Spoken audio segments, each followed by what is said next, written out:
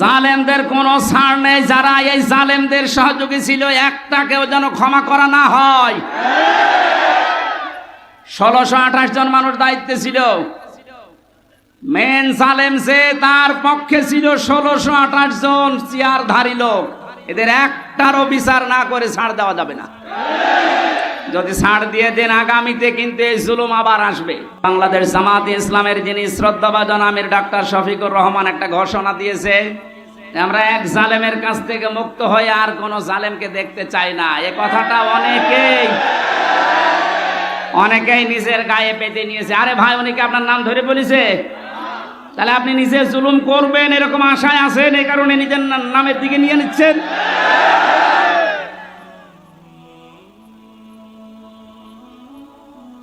জীবিত অলি দেখেননি জীবনে, মরা অলি দেখেছে। বিভিন্ন গাছতলায় আস্তানায় শুয়ে আছে মরা অলি মনে করে। জীবিত অলি যদি কেউ বাংলাদেশে দেখতে চান, কোন দরবারে যাওয়ার দরকার নেই, ডাক্তার শফিকুর রহমানের দিকে তাকাবেন, ওটা টাটকা জিন্দা অলি। আমি নিজে সাক্ষী দিচ্ছি, তার যে ইবাদতের মাত্রা, তার যে ইখলাস, দ্বীনের জন্য যে কোরবানি এবং আল্লাহর প্রতি তার যে তাওয়াক্কুল কোন পর্যায়ের, আপনারে মাথায় ধরবে না। আমি 4 দিন তার সাথে ছিলাম, দেখেছি আল্লাহ মানুষকে এরকম ধৈর্য দেয়। তার ছেলেটা ওই সময় জেলখানায়, তার বউ অসুস্থ, তার দলের লোক হাজার হাজার লক্ষ লক্ষ পালিয়ে বেড়াচ্ছে, অধিকাংশ জেলখানায়। সব কিছু তাদের শেষ 15 বছরে, অথচ লোকটার ভেতরে কোনো টেনশন, কোনো চিন্তার কোনো ছাপ নেই। এত কষ্ট করে জেলখানায় থেকে হাজিরা দিয়ে যখন আদালত থেকে আসতো, বলতাম স্যার একটু ঘুমিয়ে নেন। এই যে 12-13 ঘন্টা 15 ঘন্টা পর্যন্ত এত কষ্ট করে এসে কিছুক্ষণ তেলাওয়াত, কিছুক্ষণ জিকির, কিছুক্ষণ দরুদ শরীফ পড়ে কয়েক ঘন্টা ঘুমিয়ে, এরপরে দেখতাম তাহাজ্জুদের নামাজে যতটুকু পারে পড়ে, এরপরে উনি যে সেজদায় পড়ে যেত 30 মিনিট, 40 মিনিট, 50 মিনিট, 1 ঘন্টা, 1.5 ঘন্টা একটা সেজদায় কাঁদতে কাঁদতে, মুরব্বী মানুষ, চোখের ভুরু পর্যন্ত পাকা, দাড়ি পাকা, ভিজে ভিজে পানি পড়ছে সেজদায়। আপনি ওলি দেখতে চান, অধিকাংশ গুলো ফজরের নামাজ পড়ে না। আর এই লোকটার তাওয়াক্কুল আর কষ্ট স্বীকার দেখেছেন কোন পর্যায়ের। একদিন বলেছিলাম যে স্যার, এখানে দুষ্ট কিছু মানুষ আছে, তারা মোবাইল নিয়ে এসে দেয় চুরি করি। এটা রেকর্ড হচ্ছে তো, এই জন্য গোপন কথা বলা যাচ্ছে না। ভেতরে আবার ঝামেলা বেড়ে যাবে না। ওখানে সব ধরনের সিস্টেম করে, মানুষ কি করবে এখন, অসহায় তারা। বললাম যে আপনারা আমি ওইভাবে একটা ছোট মোবাইল নিয়ে এসে একটু বাড়িতে খোঁজ নেন। আমারে বলছে হামজা কার খোঁজ নেব? কেন? আপনার ছেলে, আপনার বউ অসুস্থ, আপনার দলের লোক সব পালিয়ে বেড়াচ্ছে। আমারে যে কথা শুনিয়েছে আমার জীবন ভরে গেছে। আমারে বলছে হামজা, ধরা পড়ার সময় আমি নিজেই প্রস্তুতি নিয়েছিলাম, 24 ঘন্টায় আমি প্রস্তুতি নিয়ে থাকি কখন ওরা আমারে ধরে নিয়ে যাবে। ধরে যখন নিয়ে এসেছে, আসার সময় আমি সব আমার আল্লাহর কুদরতি হাতে দিয়ে এসেছি। এই কঠিন পরিস্থিতিতে এই কথা মুখ দিয়ে বের হওয়া অত সহজ না, আপনি যত সহজ ভাবতেছেন। কোরআনে কারীম জানিয়েছে, ইন্নাল্লাযীনা ক্বালু রাব্বুনাল্লাহ সুম্মা ইসতাকামু তাতানাজ্জালু আলাইহিমুল মালাইকা আল্লা তাখাফু ওয়া লা তাহজানু। আল্লাহ পাক বলেন, যারা এই কথা বলতে পারে আমার রব আল্লাহ, আর এই কথা বলার পরে সিঁড়িয়ে ছটিয়ে পড়ে না, টিকে থাকে, ইস্তেকামাত পয়দা করে দাঁড়িয়ে থাকে কথার উপরে, আল্লাহ তাদের পুরস্কার হিসাবে বিপদে আপদে ফেরেশতা নাযিল করে হলেও সাহায্য করে। ফেরেশতারা এসে কি বলে? আল্লাহ তাখাফু ওয়া লা তাহজানু, কোনো ভয় নেই, কোনো টেনশন নেই। এই যে কিসের ভয়, কিসের টেনশন? এ কঠিন বিপদে পড়ার কারণে হয়তো মানুষের মনের ভেতরে ধারণা আসতে পারে, এই ভয় তৈরি হতে পারে যে আমার ছেলেটাও জেলখানায় বিনা কারণে, আমার স্ত্রী ওদিকে হাসপাতালের বেডে মৃত্যুর সাথে লড়ছে, আমার দলের হাজার সহকর্মী তারা পালিয়ে বেড়াচ্ছে, জেলখানায় তারা ভর্তি, কি হবে এদের? আল্লাহ বলেন ফেরেশতাকে দিয়ে আমি যেন ওর কানের কাছে মুখ নিয়ে বলাই, বল কোনো ভয় নেই, কোনো চিন্তা নেই, সবগুলো আল্লাহ দেখবে। বাস্তবে আয়াতটা আমি ওনার সাথে 100 ভাগ মিলাতে পেরেছি। অথচ কোন আলেমকে পর্যন্ত দেখেছি হাউমাউ করে কাঁদতো বাইরের পরিবেশের কথা চিন্তা করে। উনিও তো মানুষ, কান্নাকাটি তো বাইরের পরিবেশের জন্য দূরের কথা, চিন্তার কোনো ছাপও এই চেহারার ভেতরে আমি পাইনি। কোরআনের সাথে যে লোকটার জীবন মিলে যায়, হাদিসের পাতার সাথে যার জীবন মিলে যায়, সে ওলি। এক কথা বলুন। এই জন্য জালেম যারা, তাদের দুনিয়া শেষ। আখেরাতে তো আপনি আল্লাহর মামলার আসামি হয়ে বসে আছেন। যিনি বিচার করবেন, যিনি রায় দেবেন, তিনি যদি মামলার বাদী হয়, কে দাঁড়াবে আপনার পক্ষে? এই জন্য আপনার আখেরাত শেষ। দুনিয়া শেষ কেন বলছি? কারণ জালেমদের বিরুদ্ধে যখন মজলুম কিছু বলে, ওটা সঙ্গে সঙ্গে আল্লাহর কাছে পৌঁছিয়ে যায়, কোনো পর্দা থাকে না। আজ অনেকেই সুর তুলছে যে জালেমরা যা করেছে মাফ করে দেন না। জালেমদের মাফ করলেও আল্লাহ মাফ করবে না। আল্লাহু লা ইয়াহদিল কওমাস জালিমিন, বহু জায়গায় আল্লাহ জানিয়েছেন। ইয়াহদি এটা মোজারে, যারা গ্রামার বসে জিজ্ঞাসা করেন বর্তমান, ভবিষ্যৎ, প্রেজেন্ট, ফিউচার, আল্লাহ বলেন জালেমদেরকে আমি পথ দেখাই না, হেদায়েত দেই না, দেবও না। আল্লাহ বলছেন আমি দিচ্ছি না, দেব না, আমি দোয়া করে করব কি? এই জন্য জালেম যারা, সব যখন শেষ করেই ফেলেছেন, গর্তের ভেতরে লুকিয়েও আপনি ছাড় পাবেন না, কারণ আপনাকে আল্লাহ অপমান করবেই। এদেশে যারা বাধা দিয়েছিলেন তারা কয় আজকে আসেন তো বাধা দিতে, আসেন আজকে আসেন, আপনাকে আমি ওয়েলকাম জানাচ্ছি। কোথায় লুকিয়ে আছে সে? শেখর না শিখর? এদিকে আসেন, আজকে মাইক কেড়ে নেন তো দেখি কোন মায়ের দুধ খেয়েছেন আপনি, আসেন। আমি চ্যালেঞ্জ দিচ্ছি এই বাংলাদেশে সামনে দিন আসতেছে, কোরআনের দিন, সামনের দিন আসতেছে, হাদিসের দিন। আগস্ট মাসের 5 তারিখের আগের জরিপ ছিল আমার কাছে, এদেশের 100 জনের মাত্র 15 থেকে 16 জন মানুষ চাইতো যে কোরআন দিয়ে, ইসলাম দিয়ে এই বাংলাদেশটা চলুক। কয়জন? 100 জনের সর্বোচ্চ 15 থেকে 16 জন। অথচ 5 তারিখের পরে আজকে 4, এই 30 দিনে, গতকালকের রাতে 12:30টার রিপোর্ট পেয়েছি এই দেশে, তাও যে সে রিপোর্ট করে নাই, নির্ভরযোগ্য রিপোর্ট এটা। এদেশে এখন 100 জনের 35 জন মানুষ চাচ্ছে দেশে ইসলাম দিয়ে চলুক। সময়টা একটু বৃদ্ধি হতে দেন। 100/51 মানুষ যখন চাইবে যে দেশে ইসলাম দিয়ে চলুক, কোন মহারথী আর বাধা দিয়ে পার পাবে না। এই জন্য এখন আমাদের খুব সতর্ক, ছোটখাটো কোনো বিষয় নিয়ে যেন ঝামেলায় না জড়াই। আমার এক ওস্তাদ বলছিলেন, একটা হোস্টেলে 100 ছেলে থাকে, খাবার সকালে নাস্তা দেওয়া হয়, রুটি পাউরুটি, রুটি আর কলা।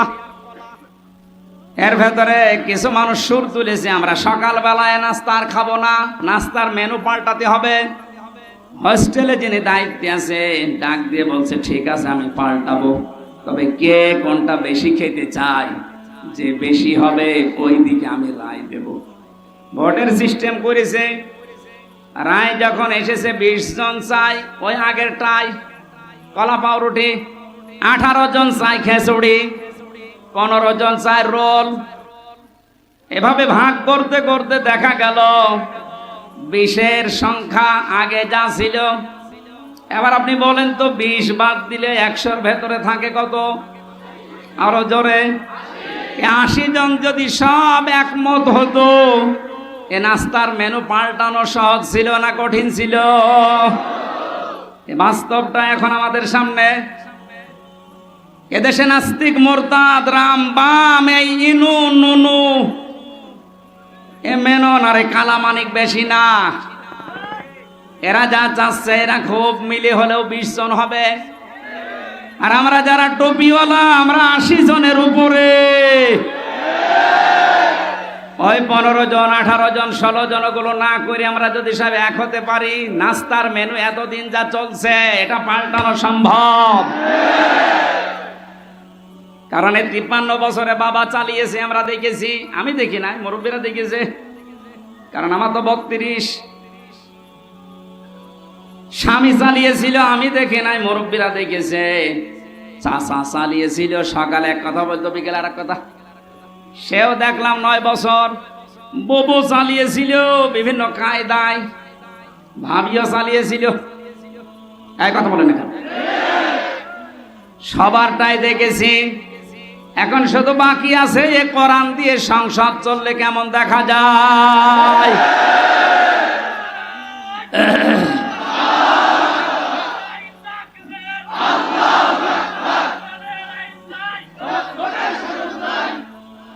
কারা কারা চান আল্লাহর এই কোরআন দিয়ে বাংলাদেশের এই সংসদ চলুক? দেখে লিল্লাহে তাকবীর।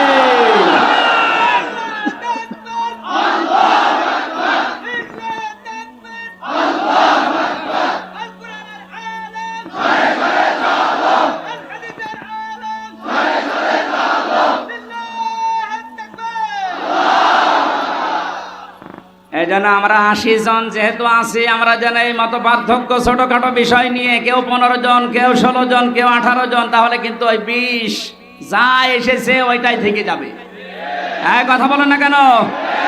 আমরা আর কোনো ছোটখাটো বিষয় নিয়ে মত পার্থক্য করতে চাই না। আমাদের এক যে কোরআন দিয়ে সংসদ চলবে, সে চাই আসুক। এটা অনেক জালেমরা তো বুঝেছিল, পালিয়েছে। অনেক মুনাফিক এখন অনেকে মুনাফিকি করছে, বুঝতেছে, এই জন্য সুর তুলছে, না এভাবে আর চলতে দেব না, তাড়াতাড়ি তাড়াতাড়ি। কিসের তাড়াতাড়ি? আপনি কি স্বাধীন করে দিয়ে গেলেন? যারা স্বাধীন করেছে তারা যা বলবে তাদের ওটা অনুযায়ী দেশ চলবে। এতে যদি 3 মাস হয়, 3 বছর হয়, 6 বছর হয়, 10 বছর হয়, হোক, কোনো অসুবিধা নেই।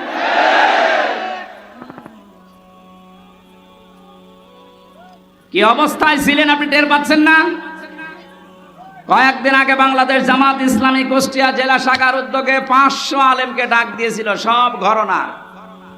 3.5 ঘন্টা আলোচনা হয়েছে, কোনো বাধা নেই, যে যার মতো কোরআন হাদিস দিয়ে বলেছে। আপনি বলেন তো, আগস্টের 5 তারিখের আগে 500 না 5 জন আলেম এক জায়গায় হলে টিকে থাকতে পারতো? কোথায় ছিলেন আর কোথায় এসেছেন? মুনাফিকি করা বাদ দেন। জীবন যারা দিয়ে গেল, আজ ওদের বিরুদ্ধে অনেকে ফতোয়া তুলছে। বৈষম্য বিরোধী ছাত্র আন্দোলনে যারা শহীদ হয়েছে, এরা নাকি শহীদ না, বুক পেতে আত্মহত্যা করেছে।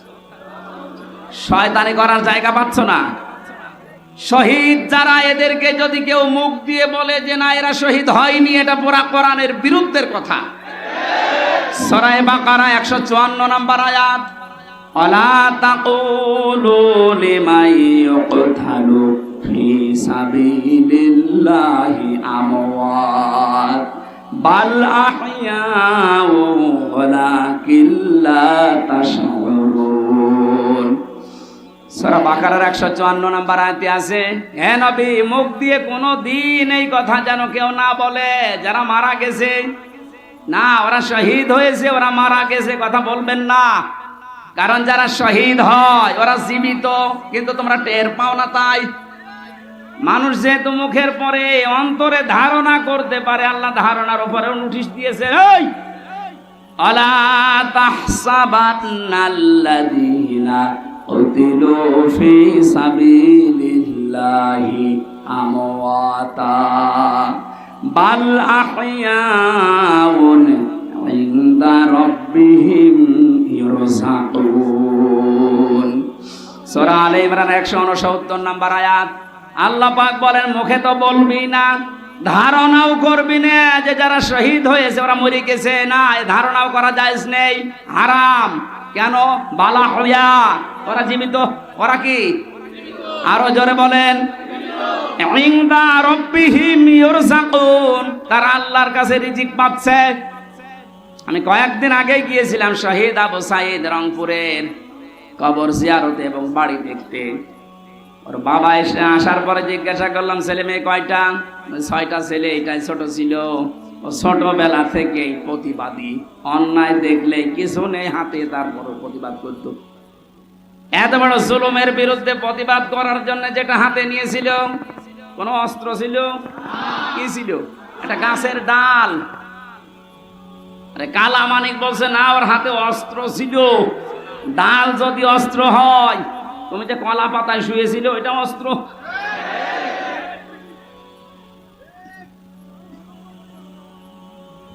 সাধ্য মতো যতটুকু আছে আমার সমর্থন, বাবার হাতে কিছু দিয়ে আসলাম। দেখলাম যে প্রতিবাদ করতে যে জীবনটা দিয়েছে, ওর কি আমাদের মতো জীবনের মায়া ছিল না? বলেন, আপনার জীবনের প্রতি যেমন মায়া আপনার সাইদের ওই রকমই ছিল। সাইদ না, সাইদ, আবু সাইদ, রংপুরে যেভাবে বুকটা পেতে দিয়েছে দেখেছেন। আল্লাহ যেহেতু জানিয়েছে শহীদরা আমি আল্লাহর কাছে খাবার খাই, আর খাবার খেলে রক্ত কষ্ট চর্বি তৈরি হয় না। কিয়ামতে সাইদ যখন উঠবে ঠিক ওইভাবে উঠবে। আল্লাহ জিজ্ঞাসা করবে তোর বুকে এতগুলো গুলি, রক্তের দাগ, ও কিন্তু জবাব দিতে পারবে রব্বুল আলামিন জালেমের জুলুমের সামনে কিছুই পাইনি, জীবনটা দিয়ে দিয়েছি। এইটা নিয়ে এখনো পর্যন্ত ফতোয়াবাজি করছেন আপনি। কোনদিনে কথা মনে মনে ভাববেন না, বলবেন তো নাই। বৈষম্য যখন দূর করার জন্য আন্দোলন হয়েছে, আমরা চাই যে সংস্কার যখন আরম্ভ হয়ে গেছে, এদেশের যত রকমের জঞ্জাল আছে সব জায়গায় যেন অতি দ্রুত সংস্কার করা হয়। মাঝে মাঝে দেখি কিছু কিছু ইস্যু তৈরি করে অমক ঘেরাও করো, অমক জায়গা চালাও, অমক জায়গা ধরো। কেন? 15 বছর কোথায় ছিলেন আপনি? আনসারের নাম নিয়ে যারা আজ নেমেছে, 42,000 আনসার নিয়োগ হয়েছে ক বছরে, তার 32,000 হচ্ছে গোপালগঞ্জের, আর বাকি 63টা জেলা। আমরা কি ঘাস কাটছি? তার মানে বোঝা গেছে সব আপনাদের বানানো। হিন্দুদের দিয়ে আপনারা চালাতে চেয়েছিলেন বিশৃঙ্খলা তৈরি করে পৃথিবীর মানুষকে দেখাতে, হালে পানি নেয়নি। কারণ এই দেশে সংখ্যালঘু সংখ্যাগুরু বলে কিচ্ছু নেই, এগুলো সব ওই জালেমদের বানানো। ডাক্তার শফিকুর রহমান ঘোষণা দিয়েছে বাংলাদেশে কোনো সংখ্যালঘু সংখ্যাগুরু নেই। এদেশে যে জন্ম নিয়েছে সেই এই দেশের বৈধ নাগরিক। কিসের সংখ্যালঘু, কিসের সংখ্যাগুরু? এই কথা বলে জালেমরা ওদের মন থেকে এই দেশের ইসলামপন্থী মানুষদের ঘৃণা জন্মিয়েছে। ওদের দিয়ে যখন শুরু করেছিল হালে পানি নেয়নি, তারপরে শুরু করেছে আনসার দিয়ে। আরে ভাই, পুলিশ দিয়ে যদি দেশটা চলতে পারে, আনসার ছাড়া চলবে এক আর দুই। যদিও আমি পুলিশ প্রশাসনে যারা আছে তারা এখন সবাই খারাপ না, কয়েকটা লোকের জন্য আজ এই বিভাগের উপরে মানুষের যে রাগ। আমার নিচতলায় ভাড়া ছিল এক পুলিশ, 5 তারিখের পর থেকে কোথায় যে গেছে আল্লাহ জানে আর ও জানে। কারণ ওখানে 14 জন মারা গেছে আমার বাড়ির সামনে। পুলিশ এইভাবে অস্ত্র ঠেকিয়ে মেরেছে। এজন্য মানুষের এত রাগ, থানা পদ পুড়িয়েই দিয়েছে। জানিয়েছে যদি ওই সাহেব আলী নামে যে দারোগাটা, ওরে যদি পাই, ও যেমন গুলি করে করে মেরেছে, ওরে আমরা পিটিয়ে একেবারে আনারের মতো 14 টুকরা 15 টুকরা করে। ভয়তে আজও পালিয়েছে, কালও পালিয়েছে। কিন্তু আমার বাড়িতে যে ছিল, ও ছিল রাস্তার পুলিশ, ওই ট্রাফিক পুলিশ, কিন্তু ও ওই ভয়ে পালিয়েছে। এই প্রশাসনের এর উপরে এখন ক্ষোভ সবার জন্য না, যেই কয়েকজনের নির্দেশে এই গণহত্যা হয়েছে, এদের কারণে এই বিভাগটা নষ্ট হয়ে গেছে। মানুষ এদের উপর আস্থা আনতে কিছু সময় লাগবে, কিন্তু যারা এর জন্য দায়ী, আমরা এই টপ টু বটন যেই কয়েকজন এদের শাস্তি দাবি করছি। এরা বহু মানুষের বুক খালি করেছে। এদের জন্য আয়না ঘরে হাজার হাজার মানুষের হাড় পাওয়া যাচ্ছে। আপনার বিবেক জীবনও সায় দেবে না যদি আয়না ঘরের দৃশ্য দেখেন। একটা মানুষ এত শক্ত হতে পারে? আমার সাথে যে আলেমটা ছিল মুফতি ফখরুল ইসলাম, মানে মাঝে মাঝে রাতের বেলা দেখতাম কেঁপে উঠছে। কি ভাই, কি হয়েছে? ভাই আমার ওই আয়না ঘরের কথা মনে হয় মাঝে মাঝে। এই পায়ের নিচ দিয়ে হাত দিয়ে সামনে যে রড ঝোলানো আছে, রডের সাথে দিয়ে হ্যান্ডকাপ দিয়ে লাগিয়ে রাখতো। 1-2 ঘন্টা না, দিনের পর দিন, মাসের পর মাস। আমার মাঝে মাঝে মনে হতো আল্লাহ এই দুনিয়াতে মনে হয় সবচাইতে বড় নিয়ামত একটু শুয়ে থাকা। এটা যে কত বড় নিয়ামত আমি ওই ঘরে থেকে বুঝতে পেরেছি। টয়লেট করার জন্য মানুষ মাত্র দেড় মিনিট সময় দিত, খাবার খেতে দিত কয়েক মিনিট, তাও খাবার নাকি মনে হচ্ছে কে মাখিয়ে দিয়েছে। অর্ধেক পচা অর্ধেক ভালো, 4-5টা তরকারি একসাথে দিয়ে এক বাটির ভেতরে, খেলে খান না খেলে যান। তাও যদি একটু নরম হয়তো সে ভাই এখন নামাজের সময়টা একটু বলেন, কখন নামাজের সময় আমরা তো জানি না, কারণ এখানে রাত দিন বোঝা যায় না। মাঝে মাঝে এমন লোক দায়িত্বে পড়তো, কিসের নামাজ, নামাজ পড়ে কি পাও, আল্লাহরও ভোগ করতো। সেই কয়জন মানুষের দ্বারা আজ পুলিশ প্রশাসনের সবার উপরে মানুষের রাগ ঝাল অনেকে মিটাচ্ছে, এই কয়জন মানুষের শাস্তি আমরা দাবি করছি, সবাই না। এখন অনেক কনস্টেবল, অনেক এএসআই লাইভ করে বলছে আমাদের জীবনটা নষ্ট হয়ে গেছে এই কয়েকটা শুকরের বাচ্চার কারণে। যাদের নাম বলছে আজকের লাইভ দেখলাম, বেনজিরের নাম বলছে, এই আব্দুল্লাহ মামুনের নাম বলছে, বাকি শহীদ বলছে ধরা পড়েছে, 8 দিনের রিমান্ড দিয়েছে। আমার মনে হয় আমার সাথে রিমান্ডে যে আচরণ করেছে ওর সাথেও করা হোক। এদের নির্দেশে হাজার হাজার মানুষ, 1000-এর উপরে মানুষ বাংলাদেশে মারা গেছে এই 14 তারিখ 5 তারিখের আগ পর্যন্ত। আপনি টের পাচ্ছেন কোথায়? আর এখনো পর্যন্ত অনেকে জালেমের প্রশংসা করছে যে কি করেছে টের পাচ্ছেন না। চলেন আপনারা নিয়ে যায়, 10 দিন থাকেন আপনি ওই ঘরের ভেতরে। অনেকে না বুঝে আবার এই দেশ থেকে এখনো পর্যন্ত বুকে সাহস বাঁধতেছে, ভিডিও কলে কথা বলছে, আপা ঘাবড়াবেন না, আপনি ঘাবড়ালে আমরা নরম হয়ে যাই। আপনি আবারও শক্ত হতে চাচ্ছেন? ইনোরে যেভাবে কিক মেরেছে, আপনি যদি এখনো শক্ত হতে চান আপনার ভাগ্যেও এরকম কিক আছে না। জালেমরা আর মাথা উঁচুকে দাঁড়াতে পারবে না এই দেশে, কারণ কোরআনের ঘোষণা হচ্ছে জালেমরা অতি শীঘ্রই তাদের জুলুমের জন্য কাঁদবে। কালকে আমি হাউমাউ করে কাঁদতে দেখলাম পাঁচি সেলিমকে। এই জন্য কোনো মানুষ জুলুম করবেন না, খুব মারাত্মক অপরাধ এটা। এর চাইতে বড় অপরাধ আর দুনিয়ায় নেই, তার দুনিয়াও শেষ, আখিরাতও শেষ। আল্লাহ আমাদেরকে যেন কোনো জুলুম করা থেকে বাঁচান, সে পারিবারিক জীবনের জুলুম হোক, সামাজিক জীবনের জুলুম হোক, রাজনৈতিক জীবনের জুলুম হোক, সব জুলুম থেকে আল্লাহ আমাদের রক্ষা করেন, বলেন আমিন। দরুদ আর সালাম পাঠের মাধ্যমে আজকের তেলাওয়াতকৃত আয়াত সূরা মাআরিজ, কয়েকটা আয়াত পড়েছি। আমার আলোচনার বিষয় হচ্ছে মুক্তিপণ। আমার বাবাকে যেমন মুক্তিপণ নিতে চেয়েছিল 10 লাখ দেন, নয়তো 50টা মামলা দেব, এরকম মুক্তিপণ সামনে আসতেছে। কোরআনে কারীম জানাচ্ছে, ও বাংলার মানুষেরা কান খাড়া করে শোনো, ওয়ালা ইয়াসালু হামিমুন হামিমা ইউবাসসিরুনাহুম ইয়াবাদুল মুজরিমু লাউ ইয়াফতাদি মিন আযাবি ইয়াউমিদিন বিবানি। এই কারা চলে যাচ্ছে, কারা গো? প্রসাবের জন্য গেলে যান, বাকি ভালো লাগছে না এই মনে করে যদি কেউ কোরআনের আলোচনা ছেড়ে চলে যান, আপনি টাটকা নির্ভেজাল মুনাফিক। এই জন্য প্রসাব পায়খানার জন্য যান, বাকি জন্য যাবেন না। জানছে এখানে কষ্ট হচ্ছে, ভেজা জায়গা তো। আল্লাহ পাক বলেন, কোন শহীদের পরিচয় দিতে চাইবে না, যদিও তাদেরকে সম্মুখে হাজির করা হবে, বন্ধুর পরিচয় দেবে না।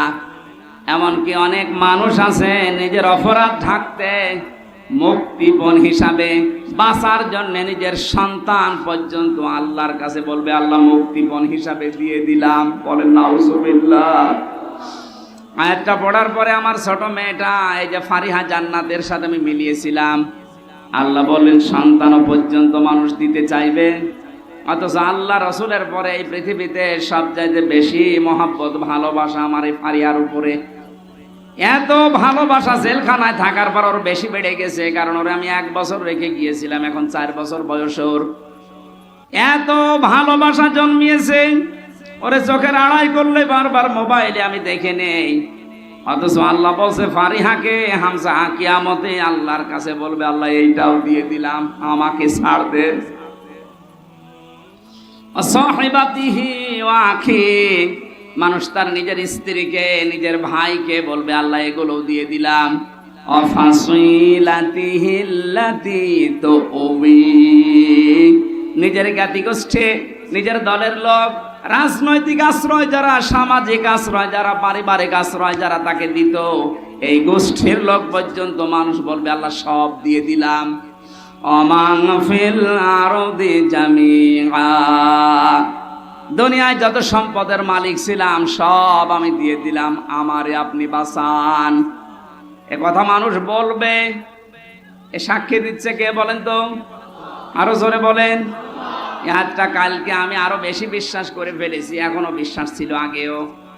এই পাঁজি সেলিমের যে কান্নাকাটি হাউমাউ করে যাদের সামনে যা করছিল, আমার মনে হচ্ছিল যদি ও বলতে পারতো, কথা তো বলতে পারে না, নৌকা বলতে গেলে হৌকা বলে, মুখ দিয়ে কথা এরকম বের হয় না। ও যদি কথা ভালোভাবে বলতে পারতো তাহলে বলতো, জজ সাহেব আমার যত সম্পদ আছে সব আমি দিয়ে দিলাম, আমার এই মামলা থেকে মুক্তি দেন। কিয়ামতের ময়দানেও তো মানুষের বিরুদ্ধে মামলা হবে।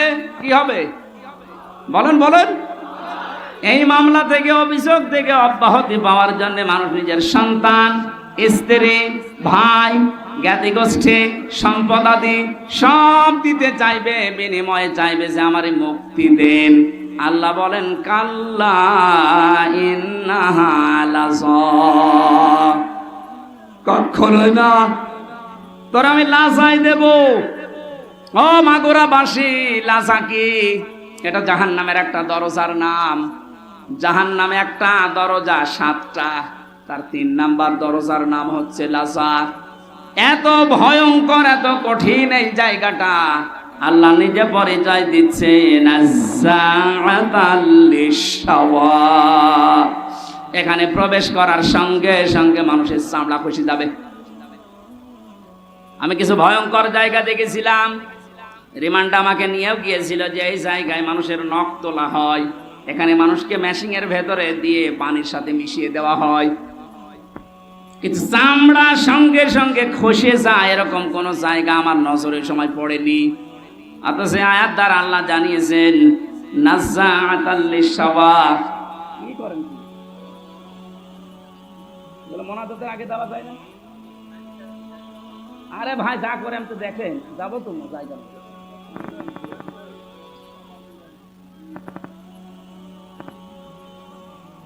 নাজ্জাআতাল লিশাওয়া দিয়েছেন আল্লাহ। এ ঘরটা এমন ভয়ঙ্কর ভাবে আল্লাহ বানিয়েছেন, প্রবেশ করার সঙ্গে সঙ্গে আপনার চামড়াগুলো আগে খসে পড়ে যাবে।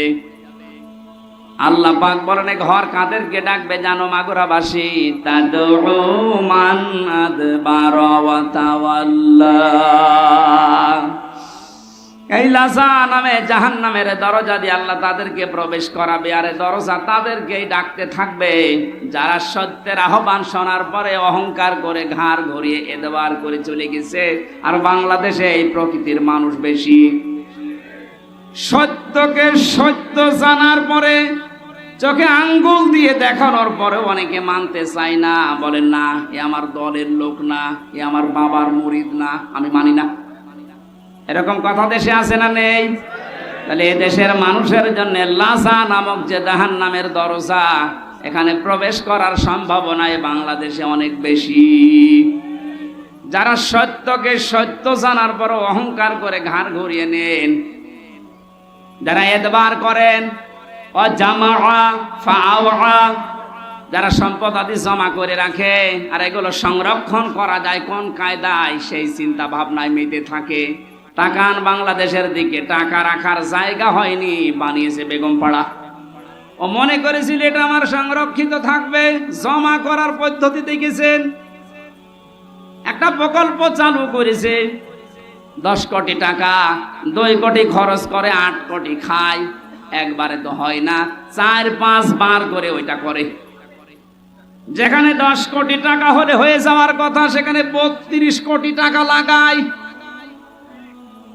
এভাবে টাকা পয়সা এমন ভাবে ওরা জমা করে, জায়গা পায় না তখন বাইরের দেশে রাখে, সুইস ব্যাংকে রেখে আসে।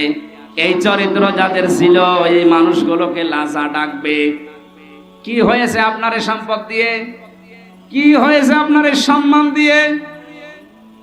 এখন যে অপমান আল্লাহ আপনাকে করেছে, আপনার সম্পদ কাজে আসছে না, আরো সম্পদগুলো বিপদের কারণ হয়ে দাঁড়িয়েছে। এখান থেকে আমাদের শিক্ষা নেওয়া দরকার, সামনে যারা এ পৃথিবীতে আসবে তারা যেন ওই রকম চরিত্রের না হয়। কথা বলেন ঠিক কিনা? কিন্তু যে মানুষগুলো দিনের জন্য জমা করেছিল, একদিকে দুনিয়া জমা করা আর একদিকে ইসলাম জমা করা, যে মানুষগুলো দিন জমা করেছিল, এই দেশে দিন প্রসারে দিন কায়েমে ভূমিকা রেখেছিল, তারাও তো জমা করেছিল। আল্লামা সাইদির নাম বলছে, আমি নিজে দেখেছি লোকটাকে 10টা দিন, আমি 10 মিনিট ছিলাম ওনার সাথে। এই মানুষটার যে আমল আখলাক আর যে হাসি, ওনাকে অনেকে বলছে মরে গেছে না, মরান, উনি শহীদ হয়েছে, কারণ ওনাকে মেরে ফেলা হয়েছে। ওনার মুখের ওই হাসি প্রমাণ করে যে ওনারে মেরে ফেলা হয়েছে। এর পিছনে আন্তর্জাতিক কিছু ষড়যন্ত্র আছে। যারা মেরেছেন যদি সত্যতা প্রমাণ করতে চান, ওই ডাক্তার মোস্তফা জামানকে নিয়ে আসেন। ওরা ডিম দেওয়া লাগবে না, শুধু ডিম দেখাবেন, সব বলে ফেলবেন। কথা বলে না কেন?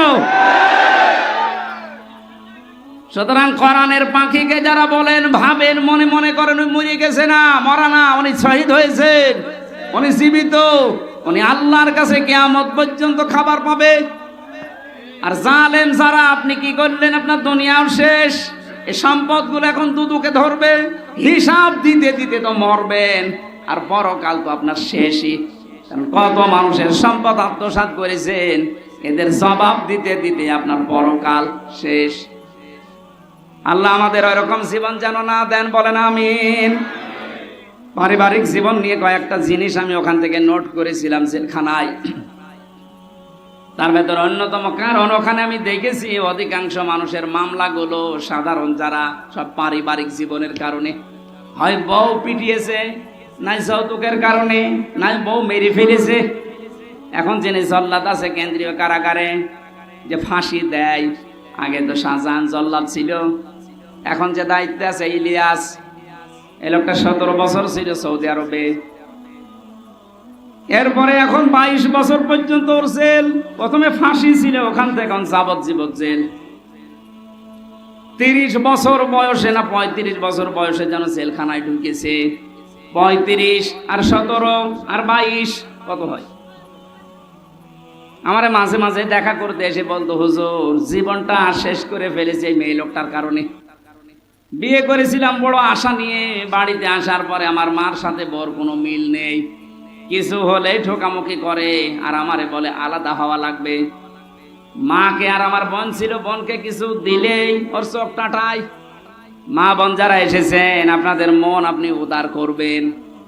আপনার নিজের মা, নিজের ভাই, নিজের বোনের জন্য যদি আপনার স্বামী খরচ করে, আপনি আরো বাহবা দেন যে হ্যাঁ খুব ভালো মানুষ।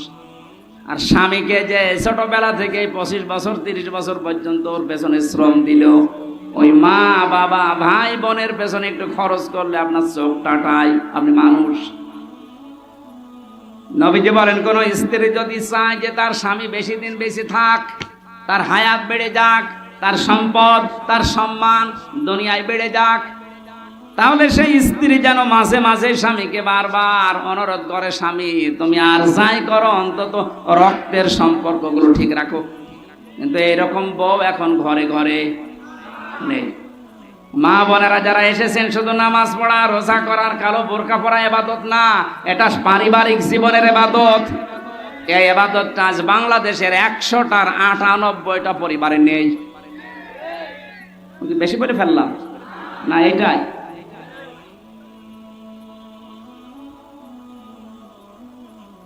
রাঙ্গামাটি গিয়েছিলাম 18 সালে, লংগদ থানায়।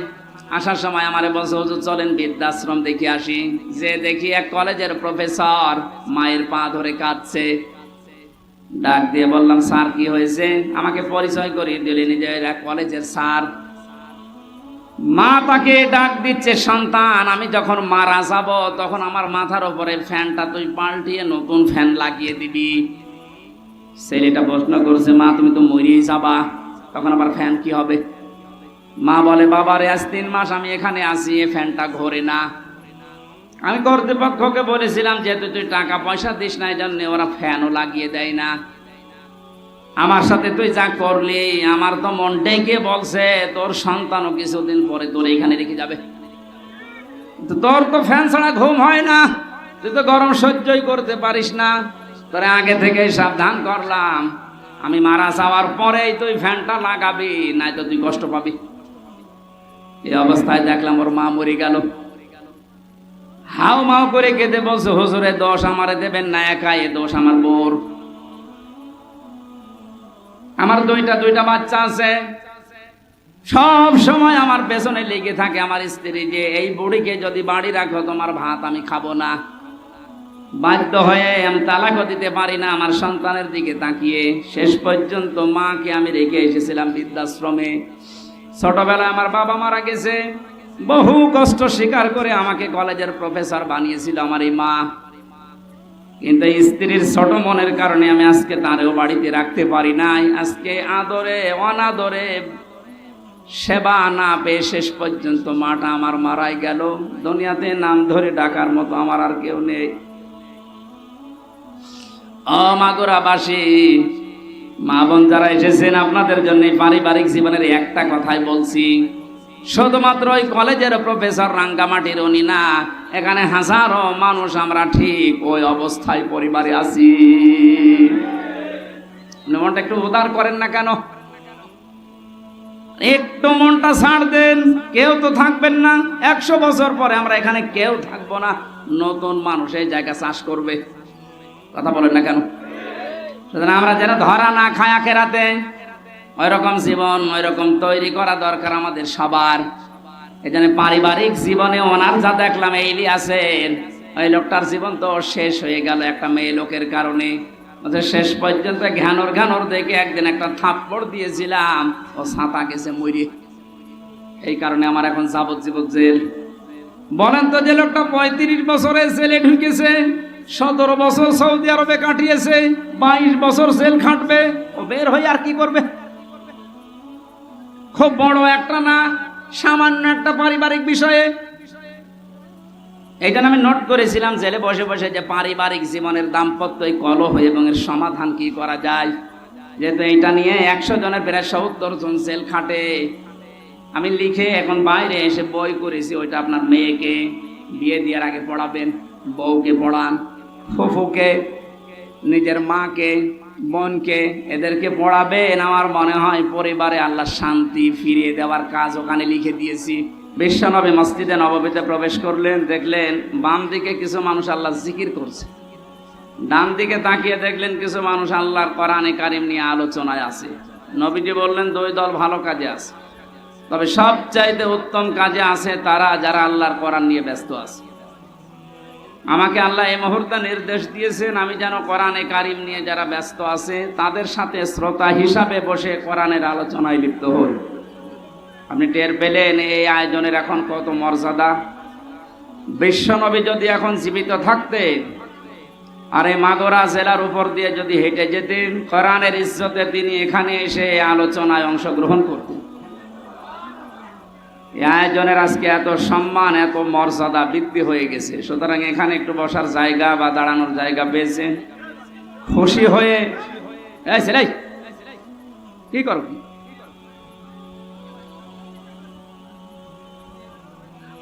তাই আপনি বসেন, পরে করেন, বসেন বসেন।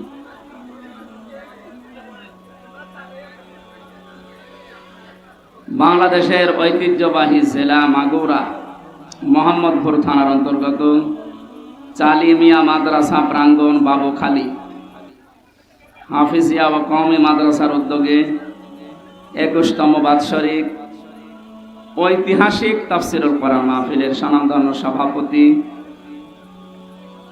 বিশিষ্ট ইসলামী চিন্তাবিদ, শিক্ষাবিদ জনাব মাওলানা মতিউর রহমান, সম্মানিত পরিচালক হাফেজ মোহাম্মদ হাবিব হোসেন, এতক্ষণ যারা কথা বললেন ফরিদপুরের সন্তান হাফেজ কারি মাওলানা নাইমুল ইসলাম, মঞ্চে বসা আছেন বাংলাদেশ জামাতে ইসলামীর মাগুরা জেলা শাখার শ্রদ্ধাভাজন জেলা আমির, বসা আছেন আপনাদের মাগুরার কৃতি সন্তান বিশিষ্ট ইসলামিক চিন্তাবিদ, আইনজীবী, মুফাসসিরে কোরআন বড় ভাই জনাব মাওলানা জাহাঙ্গীর আলম, নাম না জানা অন্যান্য ওলামা একরাম, সামনে বসা মুসলমান ভাইরা, পর্দার আড়ালে সম্মানিতা মা এবং বোনেরা, প্রশাসনের ভাইরা, প্রাণ প্রিয় মাগুরাবাসী, দল মত জাতি বর্ণ ধর্ম নির্বিশেষে কোরআনের এই অনুষ্ঠানে আজকে যারা ইবাদত মনে করে এসেছে বলেন আলহামদুলিল্লাহ। এটা ইবাদত চলছে নাকি? চলছে। নামাজ যেমন ইবাদত মনে করে পড়েন, নামাজে দাঁড়ালে যেমন এদিকে ওদিকে তাকানো যায় না, কথা বলা যায় না, শুধু ফ্যান গণনা করা যায়। সব যদি আপনি মনে করেন নামাজে যে 7, 10, 15 মিনিট দাঁড়িয়ে আছেন সব নিষিদ্ধ, এখানে 1 ঘন্টা সময় দেওয়া লাগবে, সব নিষিদ্ধ, পারবেন না।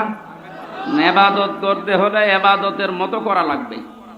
যেখানে আছেন যদি ওই অবস্থায় আপনার সিয়াম জীবন কেটে যায়, লাতার কাবন না তবাক বানাং তবাক, হে নবী যেখানে আছেন ওখানে থাকলে হবে না, আপনাকে উপরে ওঠা লাগবে।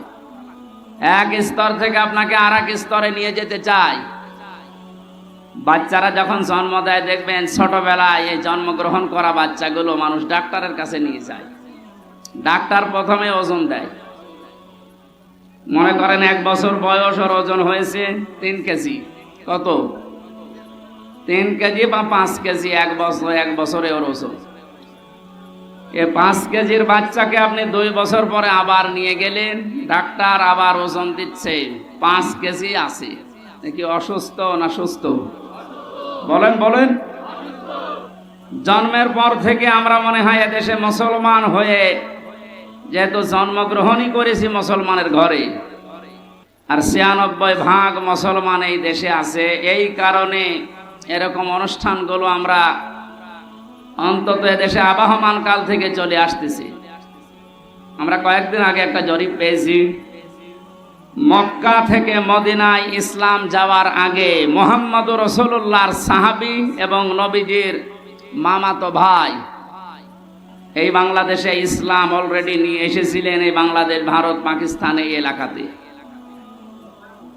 একটা মসজিদের সন্ধান পাওয়া গেছে উত্তরাঞ্চলে।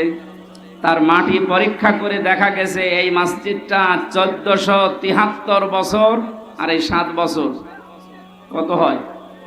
80 বছর।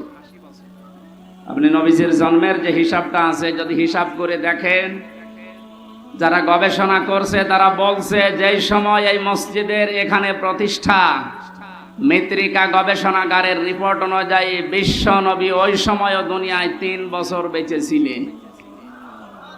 তার মানে নবীজি এই পৃথিবীতে জীবিত থাকতেই এই দেশে ইসলাম চলে এসেছে।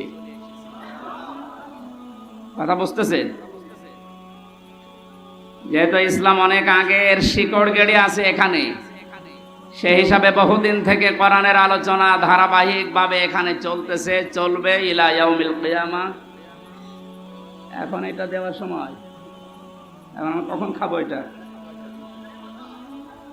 মনে আছে সে রংপুর এলাকার মানুষ, রংপুরের এলাকার মানুষকে আমরা একটু উল্টা পাল্টার নামে ডাকি। আমরা খুলনা বিভাগের লোক, আমার বাড়ি এই পাশে কুষ্টিয়া। খুলনা বিভাগের যে 10টা জেলা, বাংলাদেশে যত জেলা আছে সবচেয়ে বেশি ভালোবাসি আমি এই 10টা জেলাকে, এরপরে বাইরে। ওই সমস্ত উত্তর অঞ্চলের এই রংপুর বিভাগের যে জেলাগুলো আছে, এই মানুষগুলো একটু সহজ সরল, যেটা রেকর্ড হচ্ছে ওদের আবার মন খারাপ হবে। মানে এমন সহজ সরল, গাড়িতে আপনি হরেন দেবে তো সাইড দেবে তো তাকে আরো দেখে যে কে আসতেছে। আমি আসার পরে এনার কাছে বলেছিলাম যে একটা লবঙ্গ দিয়ে, কারণ সময় পাইনি খাবার খাওয়ার, একটা লবঙ্গ দিলে এখন নিয়ে এসে দিচ্ছে, এখন কখন খাবো। ঠিক আছে, তারপরও যেতে এসেছে শুকরিয়া আপনাকে, দরকার হয় মাহফিল শেষ করে খাবো। এই জন্য আবহমান কাল থেকে যে নিয়ম নীতির সাথে আমরা অভ্যস্ত, তার ভেতরে আজকের এই অনুষ্ঠানটা অন্যতম। কথা বলেন এখানে। এই 53 বছর স্বাধীন হওয়ার পর থেকে অন্তত আমরা এভাবে চলতেছি কোরআনের আলোচনা, এর আগেও এভাবে চলতেছে।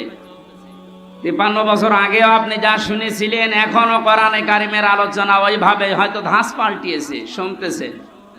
এর আগেও আপনার ওজন ছিল ওই 5 কেজি, 53 বছর পরে এখনো আপনার ওজন 5 কেজি। আপনি কি সুস্থ না অসুস্থ? অন্তর্বর্তীকালীন সরকারের প্রধান উপদেষ্টা যিনি ডক্টর মোহাম্মদ ইউনূস, উনি যেই দিন চেয়ারে বসেন ওই দিনের পরেই ঘোষণা দিয়েছেন বাংলাদেশে অন্যান্য ধর্মের অনুষ্ঠান যেভাবে চলে, মুসলমানদের কোরআনের আলোচনা চলতে কারো প্রয়োজন অনুমতি নেওয়ার প্রয়োজন নেই। এই তাকবীর দেওয়ার কি হলো? আপনি কথা বোঝেন? ওনার অনেক মতের সাথে আমার মতের মিল নেই, কিন্তু এই বিষয়টা এত ভালো লেগেছে, দোয়া করছি আল্লাহ এই কথাটার কারণে তার জীবনটা তুমি পরিচ্ছন্ন করে দাও। স্বাধীন এবং পরাধীন শুধু নাম শুনতাম, বাস্তবে 15-16 বছরে আমরা যে অবস্থার সম্মুখীন হয়েছিলাম, একটা স্বাধীন জাতি দাবি করতাম চেতনা নিয়ে, অথচ আমরা ছিলাম পুরা পরাধীন। এই কথা বলেন না কেন? আপনাদের বানানো সংবিধান অনুযায়ী হলেও তো আমার বাড়ি কুষ্টিয়া, এখানে এসে কোরআনের দাওয়াত দেওয়া, সংবিধান অনুযায়ী কথা বলা আমার অধিকার ছিল না? যারা দিল না ওরা কি শুধু আমারে বাধা দিয়েছে না কোরআনকে? ডাইরেক্ট ইনডাইরেক্ট যদি কেউ কোরআনে বাধা দেয়, আল্লাহ কি করেন তার বাস্তব প্রমাণ 5 তারিখ থেকে আজকের এই 4 তারিখ পর্যন্ত। কে যেন একটা গান বানিয়েছে দেখলাম, কোথায় না আমি ওটা আর বললাম না, কোথায় সে কাওয়া কাকু, কোথায় গরম গরম কথা। এ জেলায়ও যারা এরকম উল্টাপাল্টা ক্ষমতার গরম দেখিয়ে কোরআনের আলোচনাগুলো বন্ধ করে দিতে নির্দ্বিধায় ফতোয়া দেওয়া যায় আপনি কাফের। এটা তো আমি বানালাম। হ্যাঁ, অকাল আল্লাযীনা কাফারু লা তাসমাউ লিহাদাল কুরআন ওয়ালগাউ ফীহি লাআল্লাকুম তাগলিবুন। আল্লাহ পাক বলেন কাফেরেরা সিদ্ধান্ত নিয়েছিল এইটা যে সব চলতে দাও, বাধা দিও না, কিন্তু কোরআনে বাধা দাও। এই সিদ্ধান্ত কাদের? আরো জোরে বলেন। 96% মুসলমান আমরা এই দেশে বাস করি। বাকি অন্যান্য জাতি যারা আছে তাদের ধর্মীয় অনুষ্ঠানগুলোতে বাধা দেওয়া দূরের কথা, আমরা দেখেছি আরো সাহায্য করা হতো। মুসলমানদের ভেতরেও যারা ইসলামকে ভিন্ন খাতে প্রবাহিত করার জন্য চেষ্টা চালিয়েছে বিভিন্ন নাম নিয়ে, তাদের অনুষ্ঠানগুলোতেও কোনো বাধা আমি দেখিনি। বিশেষ করে পীর নামে, পীরতন্ত্রের নামে যে ইসলাম প্রচার করা হয়েছে এই দেশে, একটা বানানো ইসলাম, যেমন তাহেরি ভাই করেছিল, নজিবুল বশর ময়েজ ভণ্ডারী করেছিল, আবু সুফিয়ান আল কাদরি ভাই করেছিল।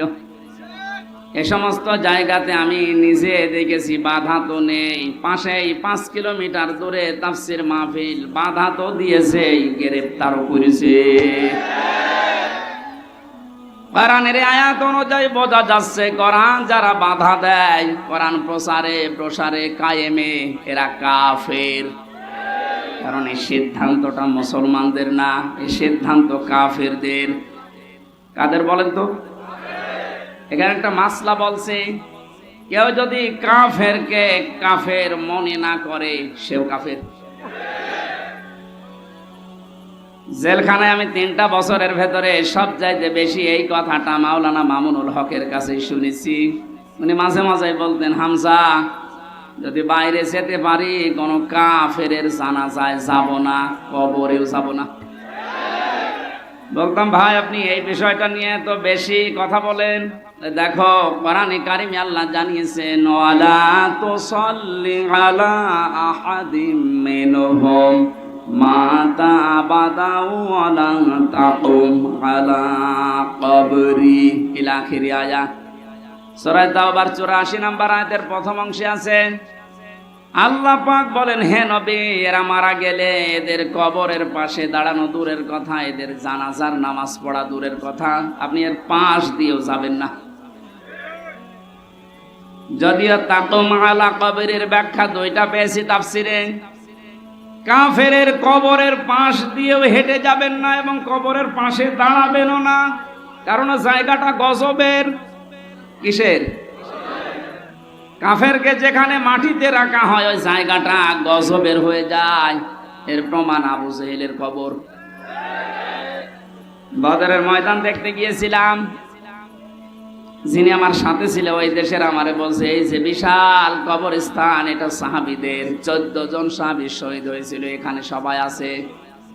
পাশেই বিশাল খেজুর বাগান, এই পাশে একটা গর্তের মতো কুয়ার মতো দেখালো যে এই জায়গায় 14 জন কাফেরকে, 70 জন কাফেরকে এক জায়গায় মাটি দেওয়া। আমার বলছে হুজুর এটা শয়তানের কবর। শয়তান মানে আবু জেহেলের। ওরে তো আর আদর করে এভাবে মাটি দেয়নি, ওরে যুদ্ধ করে দিয়েছে। যে কথাগুলো আমাকে জানিয়েছে তার ভেতরে 2টা গুরুত্বপূর্ণ। 1 নম্বরে বলে হুজুর এখানে কিন্তু বহু পানি আসে, যে পাশে যে কুয়া, গ্যালন গ্যালন পানি উঠতেছে এখান থেকে। আশ্চর্যের বিষয়, এখানে পানি আসার পরও কোনো গাছ আজ পর্যন্ত জন্মায় না। পাশে দেখেন খেজুর বাগান, কি তরুতাজা খেজুর ধরেছে। আপনার কি মনে হয় ওকে আল্লাহ আপেল খাওয়াচ্ছে? হ্যাঁ, আর কবরে আল্লাহ আগুন লাগিয়েছে, এত হট এত গরম, এর জন্য ওখানে কিছু জন্মই নাই না, জায়গাটা গজবের জায়গা হয়ে গেছে। কাবা শরীফ তাওয়াফ করার পরে উপর দিয়ে ঘুরছিলাম, হঠাৎ দেখি আমার পেটে ব্যথা করছে। এক পুলিশকে ডাক দিয়ে বললাম, ভাই এতক্ষণ তো ভালোই ছিলাম, এখন আমার পেটে ব্যথা করছে, কি করব? আমরা বলছে ইয়া হাজি উল হজ্জা তাই না বিলা দোকান। ও হাজি, দেশ কোথায়? জি তুমি বাংলাদেশ। বাংলাদেশ থেকে এসেছি। ওর ভাষা দিয়ে আমারে বলছে, হাজি সাহেব আপনি জানেন না এটা কোন জায়গা? না তো। আবু জেহেলের বাড়ি। আপনি এখনো পায়খানা না করে দাঁড়িয়ে আছেন, তাড়াতাড়ি যান। সত্যি কথা বলছি, কাজ সেরে এসে দেখি আমার পেটের ব্যথা ভালো হয়ে গেছে। আল্লাহ আমাকে জানাতে চেয়েছে, হামজা ওই সময় 4.5 লাখ করে টাকা লাগতো, এত টাকা খরচ করে সেই দেশ থেকে আসলে এখানে আরে শয়তানের মুখে পায়খানা না করে চলে যাবা, তাড়াতাড়ি করো। এত ঘৃণিত, এত নিকৃষ্ট, এত অপমানজনক জায়গা, এই জায়গাকে আল্লাহ তুলনা দিয়েছে ইন্টারন্যাশনাল পায়খানা। এখন এ কথা বলেন না কেন? আমি 3টা কারণ পেয়েছি। 1 নম্বরে আবু জেহেল ছিল জুলুমকারী, জালেম। ও যে বহু এতিমের সম্পদ জুলুম করে আত্মসাৎ করে ফাঁকি দিয়ে খেয়েছে, তার জীবনী পড়লে পাবেন। 2 নম্বরে ছিল স্বৈরাচার। 3 নম্বরে মানুষটা পৃথিবীর সবচাইতে শ্রেষ্ঠ মানুষ মুহাম্মদুর রাসূলুল্লাহকে কষ্ট দিয়েছে। এই 3টা কারণ পড়েছি আমি তাফসিরে। কোরআনে কারীম জানিয়েছে, ওয়াল্লাযীনা ইয়াউযুনা রাসূলাল্লাহি লাহুম আযাবুন আলীম। সূরা তাওবার 60 নম্বর আয়াতের শেষের দিকে আছে, আল্লাহ পাক বলেন যে মানুষগুলো দুনিয়াতে আমার রসুলকে কষ্ট দিচ্ছে, দেবে। ইউযুনা না দিয়ে আল্লাহ আযাব দিতে পারতেন, মাঝের সিগা দিলে অর্থ হয়ে যেত, কিন্তু আল্লাহ ইউযুনা দিলেন কেন? বর্তমান, ভবিষ্যৎ, প্রেজেন্ট, ফিউচার, 2টা কাল নিয়ে শব্দটা গঠন করা। তাফসিরে কাবীর আল্লামা ফখরুদ্দীন রাজি রহমাতুল্লাহ আলাইহি ব্যাখ্যায় লিখেছেন। এই এরপর কথা বলেন কোন কারণে? এদিকে তাকান। মুফাসসির বলেন আল্লাহ পাক ইউযুনা দেওয়ার পেছনে 7টা কারণ লিখেছে। আমি সবগুলো না বললেও একটা বলছি। তিনি যেহেতু কিয়ামত পর্যন্ত থাকবেন না, থাকবেন, উনি তো দুনিয়া থেকে বিদায় নিয়েছে, তাহলে ইউযুনা দেওয়ার কারণ কি? প্রথম কারণ লিখেছে কিয়ামত পর্যন্ত রাসূলুল্লাহ থাকবে না, কিন্তু রাসূলুল্লাহর ওয়ারিসরা থাকবে। বিশ্বনবীকে কষ্ট দিলে যেমন আযাবুন আলীম এ ঘোষণা আছে, নবীর ওয়ারিসদেরকে কেউ যদি কষ্ট দেয়, মাস্ট বি আল্লাহ ওই রকম আযাবই কিয়ামত পর্যন্ত পাঠাতেই থাকবে।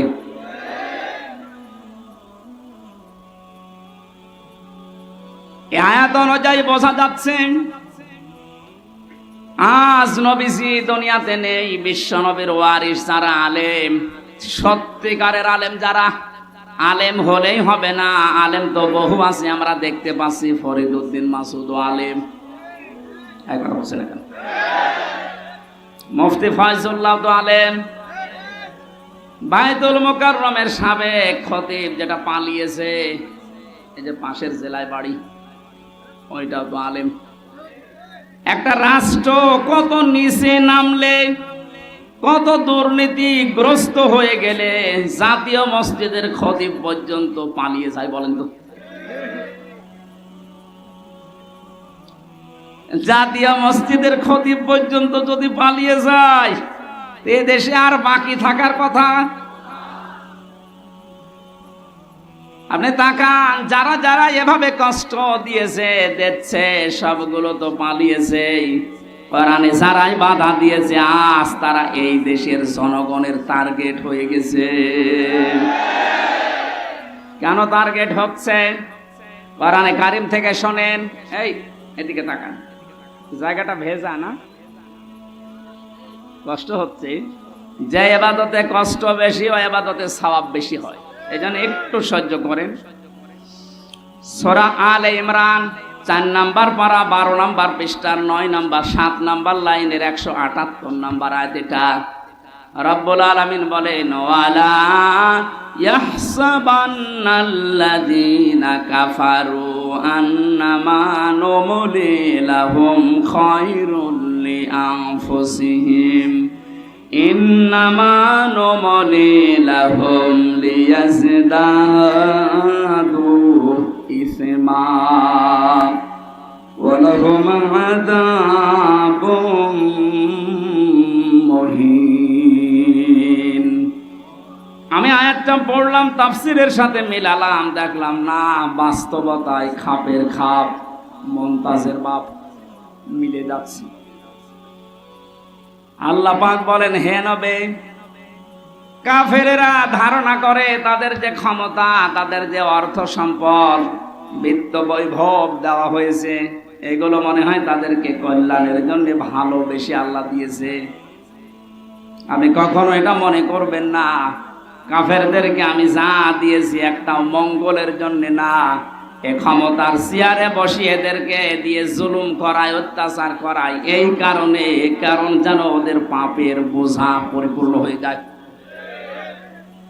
এদেশের জালেমদের অবস্থার দিকে তাকান তো, পাপের বোঝা পরিপূর্ণ হওয়ার পরে আল্লাহ কিন্তু ধরেছে। এই 15-16 বছর বহু মহারথী চেষ্টা করেছিল জালেমদের বিপক্ষে, এক চুলও নড়াতে পারে নাই। আপনি কি মনে করছেন বিডিআর হত্যায় কারো কোনো হাত ছিল না? সব এখন বের হচ্ছে। এখন তিনি স্বরাষ্ট্র মন্ত্রণালয়ের দায়িত্বে আছে, আজকে ঘোষণা দিয়েছে সব আমি বের করব। এটা তার ফেরেশতা এসে ঘটায়নি। আমি 3 বছর জেলে থাকা অবস্থায় বহু বিডিআর কি পেয়েছি। এই মানুষগুলোর কথা শুনলে যত কঠিন হৃদয়ের মানুষও মন নরম হয়ে যাবে, অথচ জালেমদের মন নরম হয়নি। পঞ্চগড়ের এক মুরব্বীকে পেয়েছিলাম, উনি আমার মাঝে মাঝে বলতেন, হুজুর আমার আর 1 মাস পরে আমার চাকরি শেষ হয়ে যেত, কিন্তু বিনা কারণে এই যা 14 বছর আমি আটক অবস্থায় আছি। আপনি এই লোকটা কিয়ামতে যদি বিচার দেয়, আপনি কি জবাব দেবেন? অন্যগুলো বাদই দিলাম, ওই 1টা 2টা না, আমি প্রায় 12টা 13টা বিষয় সামনে আনতে পেরেছি। সর্বশেষ 2024-এর 1000-এর ওপরে গণহত্যা। পাপ যখন পরিপূর্ণ হয়ে গেছে, আল্লাহ বলেন, ইন্না বাতশা রব্বিকা লাশাদীদ। হে নবী, আপনার রবের ধরা বড় শক্ত ধরা। আমি এমনিতেই কাউকে কিছু বলি না, কিন্তু যারে ধরি ওরে আর ছাড়ি না। এমন ধরা ধরেছে, আপনি দেখলেন দরবেশ পর্যন্ত দাড়ি কেটে ফেলেছে। গত পরশুদিন আমার যত মামলা ছিল সব খারিজ করে দিয়েছে। আমি যখন আদালত থেকে বের হচ্ছিলাম, দেখলাম হাজী সেলিম, এর নামে হাজী লাগালে গোনা হবে, এটা পাঁচই সেলিম। হাউ মাউ করে এজলাসে কাঁদতেছে। ওর যে অপকর্মের ফেরেশতি এই 16 বছরে শয়তানও এত অপরাধ করে নাই।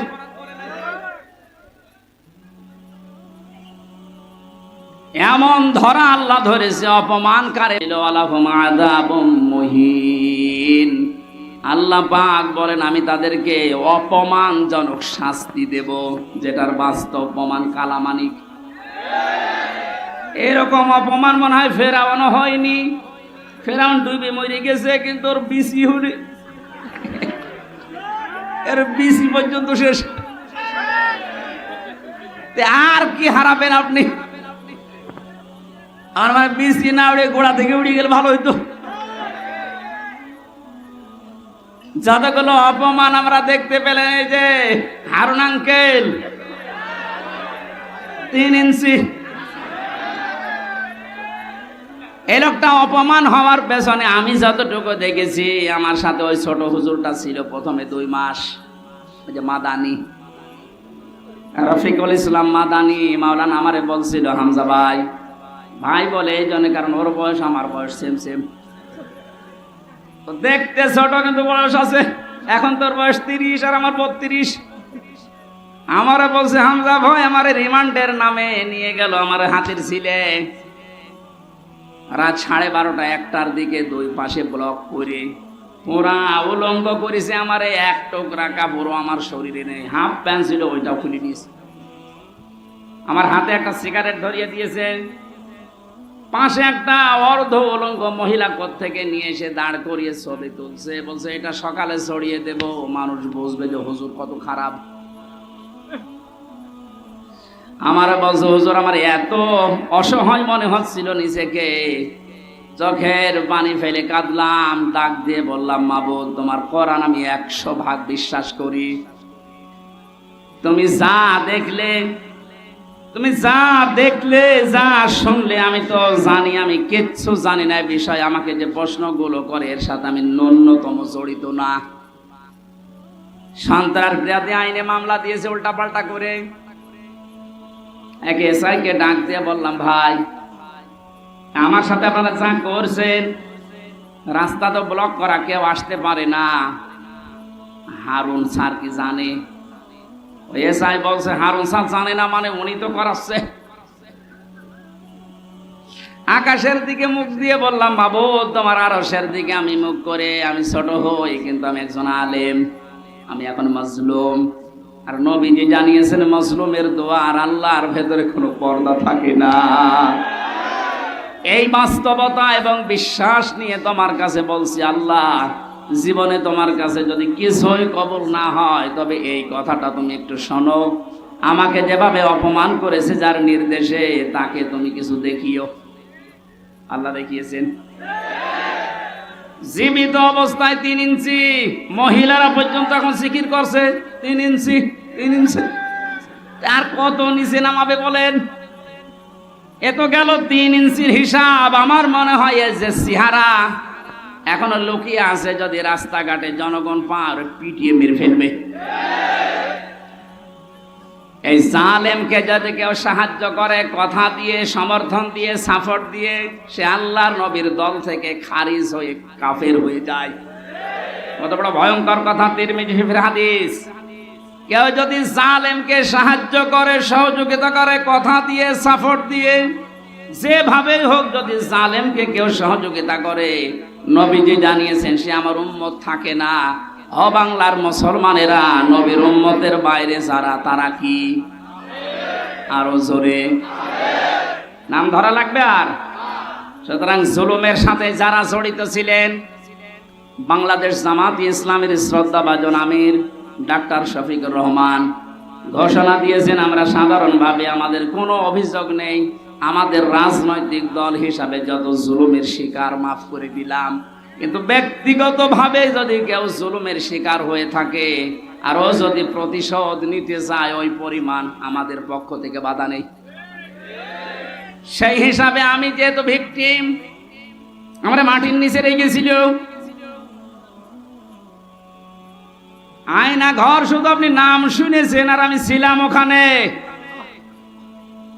3টা বছর আমাকে ফাঁসির কন্ডেম সেলের ভেতরে তালাবদ্ধ করে 24 ঘন্টা আটক রাখতো সিসি ক্যামেরা দিয়ে। কেউ যেন আমার সাথে কথাও না বলে, দেখাও না করে। এমনকি কারারক্ষী দু একটা একটু ভালো ছিল, সবাই করে একরকম না। দু একজন এসে যদি একটু সালাম দিত, ওই যে উপর থেকে ক্যামেরা লাগানো, ও চাকরি পর্যন্ত চলে যাবে, এইরকম সিস্টেম করেছিল। এত কড়া করে আপনি কেন করলেন? এই জুলুমের সাথে যারা নিযুক্ত ছিল, টট্ট বটন যেই কয়টা, যেহেতু পরশুদিন মামলা পুরাটা আদালত খারিজ করে দিয়েছে, কোনো দোষ আমার পাইনি, তাহলে বোঝা যাচ্ছে বিষয় আমি কিছু জানি না, আমি পুরা নিরপরাধ। কথা বলেন না কেন? নিরপরাধ মানুষকে যারা বেকার 3টা বছর শাস্তি দিল, তাদের বিরুদ্ধে এখন এরকম 3 বছরের শাস্তি আমিও চাই। এখানে কাউন্টার টেররিজমে যারা আছে, কাউন্টার টেররিজমে যারা আছে, এই যে মনিরুল, আসাদুজ্জামান, ডিসি মান্নান, বাকিগুলোর নাম আমি নিলাম না, কারণ ওরা অত নিচে নামে নাই। আর একজন নেমেছিল আমার মামলার আয়ু মিজান। গত পরশুদিন আমি কল দিয়েছিলাম যে মামলা তো সব শেষ হয়ে গেল, খারিজ করে দিয়েছে আদালত। বিচারপতি ওটা দেখে বসে, কি দিয়ে বিচার করব, কোনো মাল ম্যাটারেস নেই, যা সব বাদ। ওনারে বললাম, এতদিন পর্যন্ত ওনারে স্যার বলতাম, এখন দেখি আমার মোবাইল পেলে আমার উল্টা করে স্যার বলছে, হাও মাও করে কান্না কাটে। বলে কি করা লাগবে হুজুর বলেন, আমার কোনো দোষ নেই। দোষ নেই তে আমারে ধরার পরে আমার বাবার কাছ থেকে 10 লাখ টাকা খেয়েছিস, ওই টাকা ফেরত দে। সবচাইতে বড় বিষয়, যেহেতু আদালতের মাধ্যমে আমি নির্দোষ প্রমাণ হয়েছে, আমার কোনো দোষ নেই। 3টা বছর আমার জীবন থেকে যারা নষ্ট করেছেন, এর সাথে যারাই জড়িত ছিলেন, তাদেরও জীবন থেকে আমি 3 বছর নষ্ট করতে চাই। এইটাই নাই বিচার। এটা যদি আপনি না করেন, আগামীতে যারা আসবে, এরকম হাজার ও হামজার নামে ওরা কারণে অকারণে মিথ্যা সত্য মিলিয়ে মামলা দিয়ে বছরের পর বছর আটক করে রাখবে।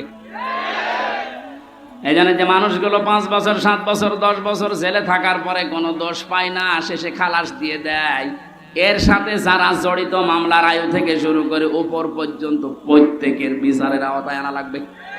কোন কারণে কিছুই পেলি না, ওর 10টা বছর নষ্ট করলি, তুই বড় জালেম। জালেমের কথা এই কারণে বলছি, কারণে শব্দটা শুনতে যত সহজ মনে হচ্ছে, বিষয়টা অত সহজ না। জালেম আল্লাহর কাছে এত ঘৃণিত, এত নিন্দিত, এত খারাপ, আল্লাহ নিজে বলেন আমি জালেমের বিরুদ্ধে নিজে বাদী হয়ে মামলা দেব। সূরা শুরা 42 নম্বর আয়াত, 25 নম্বর পারার 6 নম্বর পৃষ্ঠার 13 নম্বর লাইনে আছে, ইন্নামাস সাবিলু আলাল্লাযিনা ইয়াযলিমুনান নাস, ইলা আখিরি আয়া। আল্লাহ পাক বলেন, অবশ্যই আমি আল্লাহ মামলা দেব। ওই আল্লাহ নিজে মামলা দায়ের করবে, নিজে কেস করবে, নিজে অভিযোগ দায়ের করবে ওই সমস্ত মানুষদের বিরুদ্ধে, ইয়াজলিমুনান নাস, যারা মানুষ হয়ে মানুষের উপরে জুলুম করেছেন।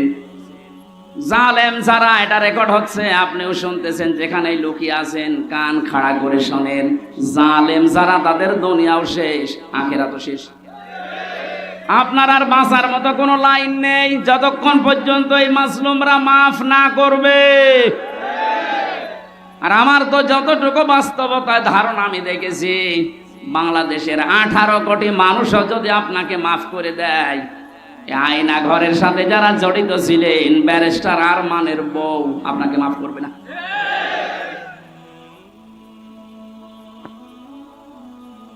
কি অসহায় মনে হয়তো নিজেকে, মাটির নিচে একদিকে, পেছনে হাত বাঁধা, কালো কাপড় দিয়ে চোখ বাঁধা, ডান্ডা বেড়ি দেওয়া পায়ে, মাজায় দড়ি দিয়ে 11 ঘন্টা টাঙিয়ে রেখেছি। তাও যদি একটা অপরাধ করতাম মেনে নিতে পারতাম, কিচ্ছু জানি না ওই বিষয়ে। কোন পাগল কোন ছাগল নাকি সে সিরাজগঞ্জ থেকে গেছে সংসদ ভাঙবে একটা কাঁচি নিয়ে, তারে পুলিশে ধরেছে, এই এখানে কে, সংসদ ভেঙে ফেলবো। কাঁচি দিয়ে সংসার ভাঙা যায়? বোম মারলে ওড়ে না, আর তুমি কাঁচি নিয়ে এসেছো।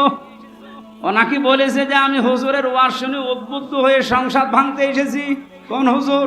আমি রামজা, ধরে নিয়ে আয়। এই যে আমার অপরাধ। আমি বারবার বলার চেষ্টা করেছি 164-এ ম্যাজিস্ট্রেটের কাছে, স্যার আমার ওয়াজ আপনার মোবাইলও আছে, আপনি দেখেন তো আমি কোন ওয়াজ করলাম যে আমার ওয়াজ শুনে উদ্বুদ্ধ হয়ে সংসদ ভাঙতে গেল। বলে আমার হাত বাঁধা, কিছু করার নেই। বিচার ব্যবস্থা কোথায় নামিয়েছেন আপনি? এই ব্যবস্থার কারণে হাজার হাজার মানুষের জীবন নষ্ট করেছেন, দুনিয়া থেকে পর্যন্ত বিদায় করে দিয়েছেন। হাজী সেলিমের যে টর্চার সেল পুরান ঢাকায়, ওখানে নাকি মাটির নিচে যেখানে অত্যাচার করতো ওখানে অনেক হাড় গোড় পাওয়া যাচ্ছে, তার মানে অনেক মানুষের মৃতদেহ আছে।